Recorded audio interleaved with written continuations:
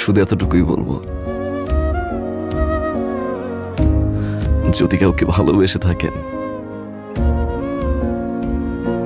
শক্ত করে সারা জীবন ধরে রাখুন, যাতে কখনো হারিয়ে না যায়। শুনছেন রেডিও আমার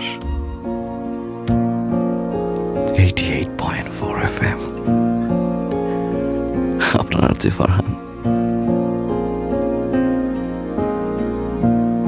শেষবারের মতো ভালো থাকবেন, ভালো রাখবেন প্রিয় মানুষটাকে।